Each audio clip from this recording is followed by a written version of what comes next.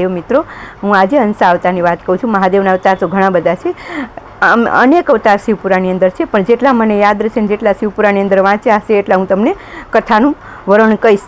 અને એક વખત ભીલ અને ભીલકન્યા બે જંગલમાં રહેતા હતા. ત્યારે મહાદેવ ભિક્ષુક રૂપે આવે છે, અને ભિક્ષુક રૂપે આવી અને સંધ્યા ટાઈમ હતો ત્યારે ભીલકન્યા ભિક્ષા આપે છે એને, અને મહાદેવ ભિક્ષા લે છે. ત્યારે ભિક્ષુક રૂપે એ બાળક બોલે છે, કહે છે કે હું આજની રાત ત્યાં તમારે ત્યાં રોકાવા માગું છું, આ જંગલમાં આવે હું સવારે જઈશ ઘરે. ત્યારે ભીલ બોલે છે કે ભિક્ષુક બાળક, આ નાની એવી રૂમ છે, હું એ કેવી રીતે અહીંયા રાત રોકાશો? ત્યારે ભીલકન્યા એની ભીલ પત્ની બોલે છે, કહે છે કે વાંધો નહીં, તમે બાળક ભિક્ષુક અને તમે રૂમની અંદર સૂજો, હું બહાર સૂઈ જઈશ. ત્યારે ભીલને એમ થાય છે કે નાના સ્ત્રી જાતિને હું બારે ન સૂવાનું કહું.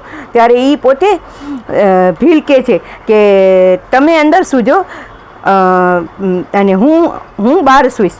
ત્યારે ભિક્ષુક અને ભીલકન્યા જે ભીલ હતી એ બે અંદર સૂવે છે, અને ત્યારે જે મેન ભીલ હતો ને એનો પતિ એ બહાર સૂવે છે. ત્યારે જંગલમાં તો રાત વીતે એટલે કોઈ સિંહ દીપડા એમને ખાઈ ગયા. સવારે જોવે છે તો ભીલકન્યા બહાર આવીને જોવે છે તો એનો પતિ તો મરેલો જોયેલો અને લોહી લુહાણ જોયેલો. ત્યારે ભિક્ષુક બાળકને કહે છે કે ભિક્ષુક બાળક, તું અહીંયા અગ્નિ પેટાવી અને હું અને ભીલ સાથે સતી થવા માગું છું.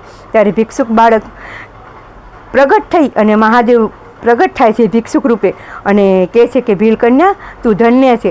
અને ત્યારે એને બીજો હંસા અવતારમાંથી એને પ્રગટ થઈ અને કહે છે બીજો અવતારમાં એ નલ અને દમયંતી રૂપે એને મહાદેવ વિવાહ કરાવે છે હંસા અવતારમાંથી. અને એ મહાદેવ નલ અને દમયંતીના વિવાહ કરાવે છે બીજા અવતારમાં.